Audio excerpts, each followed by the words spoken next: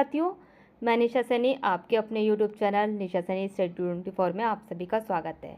जैसे कि उत्तराखंड पीसीएस का एग्ज़ाम 14 जुलाई को निर्धारित किया गया है, उससे संबंधित ही हमने एक विशेष सीरीज़ स्टार्ट की है, जिसमें कि वन लाइनर फैक्ट्स आपको प्रोवाइड किए जाएंगे ताकि आप कम समय में अधिक से अधिक जानकारी लेकर अपना रिवीजन कर सकें, ताकि आप मल्टीपल टाइम में आपका छोटी वीडियो के जरिए आपका रिवीजन अच्छे से हो सके।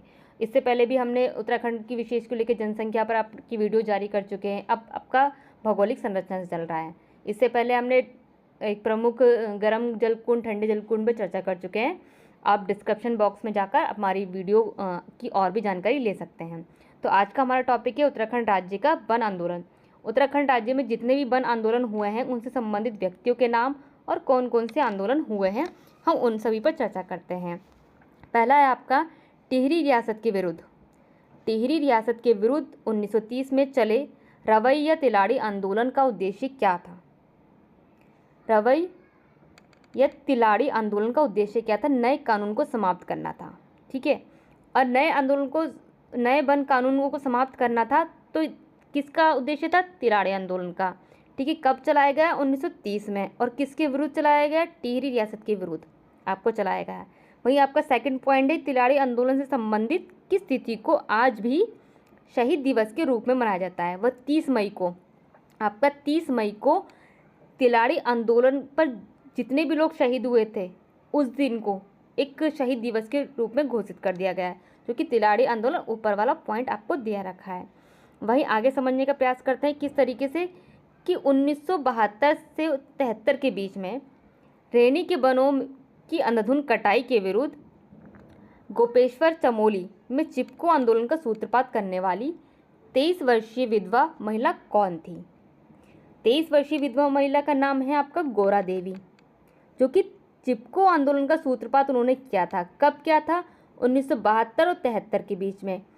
क्यों? क्योंकि रैनी के वनों की अंधाधुंध कटाई हो रही थी, उसके विरुद्ध आपको गोपेश्वर जो कि चमोली में आपका सूत्रपात किया था, आंदोलन को शुरू करने का प्रयास किया था और कर दिया था उन्होंने।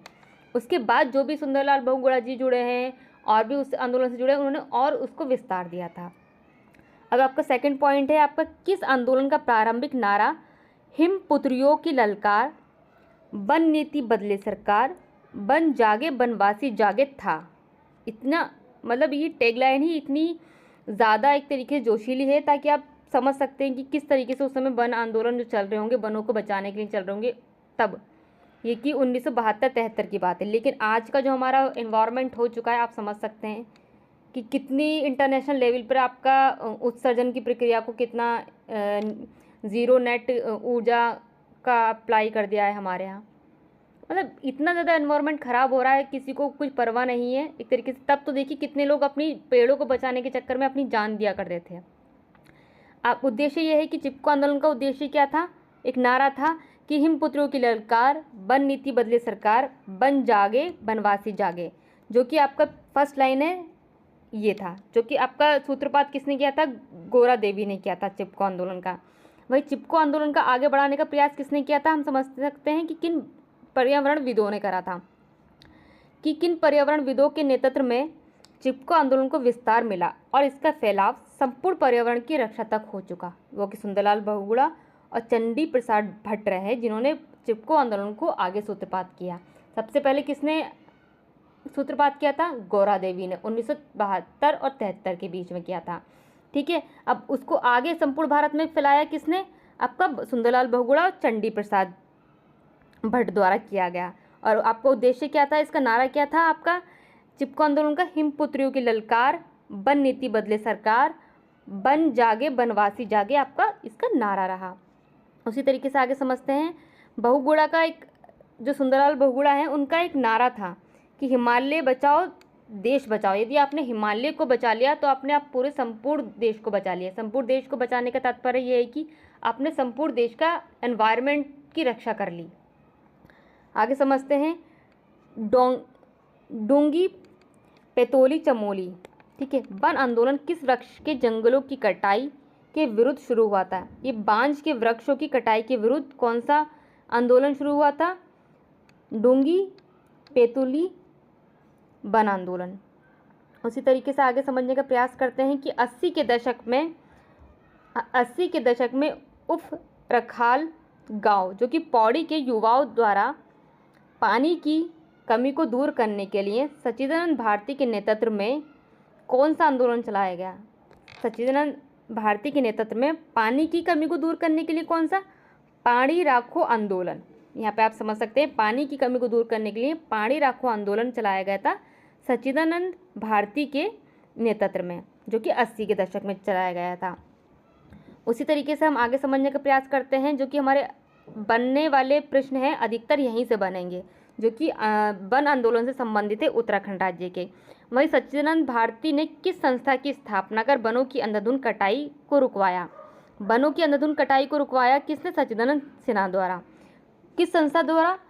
दूधा तोली लोक विकास संस्था द्वारा सच्चिदानंद भारती ने वनों की अंधाधुंध कटाई को रुकवाया। वहीं आगे देखते हैं, वृक्षों की कटाई के विरुद्ध 1994 में टिहरी के भिलंगाना क्षेत्र में कौन सा आंदोलन चलाया गया? रक्षा सूत्र आंदोलन। रक्षा सूत्र आंदोलन कहाँ चलाया गया? रक्षा सूत्र आंदोलन कब चलाया गया? 1994 में। कहाँ चलाया गया? टिहरी के भिंगला क्षेत्र में आंदोलन चलाया गया। उसी तरीके से आगे समझते हैं कि गढ़वाल क्षेत्र में 1996 में मेती यानी माइका आंदोलन का सूत्रपात किसने किया?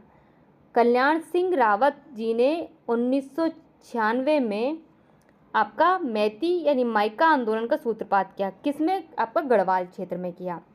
वहीं किस आंदोलन में केवल अविवाहित युवतियां ही शामिल होती थी? मेती आंदोलन में। जो कि मेती आंदोलन किसने शुरुआत किया?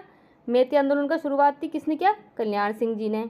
कब किया? 1996 में। किस क्षेत्र में किया? गढ़वाल क्षेत्र में। और क्या था कि केवल उसमें अविवाहित युवतियां ही शामिल होती थीं। वहीं विगत 30 वर्षों के अथक परिश्रम से कोटमल्ला रुद्रप्रयाग के जगत सिंह चौधरी जंगली ने तैयार किया क्या? मिश्रित वन खेती मॉडल। जगत सिंह चौधरी को जंगली भी कहा जाता है। उन्होंने कौन सा मॉडल तैयार किया? मिश्रित वन खेती मॉडल को तैयार किया गया। उसी तरीके से आगे समझने का प्रयास करते हैं कि 1949 से वृक्ष विहीन पहाड़ों पर वृक्षारोपण करने वाले विश्वेश्वर दत्त सकलानी को कहा जाता है क्या? वृक्ष मानव। वृक्ष मानव किसको कहा जाता है? विश्वेश्वर दत्त सकलानी को वृक्ष मानव कहा जाता है। आपका जो भी आपके वन आंदोलन से बनने वाले फैक्ट थे आपके सब इसमें आपको प्रोवाइड कर दिए हैं। आप अच्छे से मल्टीपल रिवीजन कीजिएगा ताकि आपका कोई भी प्रश्न यहाँ से ना छूटे। आप हमारे साथ इसी तरीके से सीरीज़ में बने रहिए। आप और भी आपको डाटा प्रोवाइड करते रहेंगे। जय हिंद, जय भारत।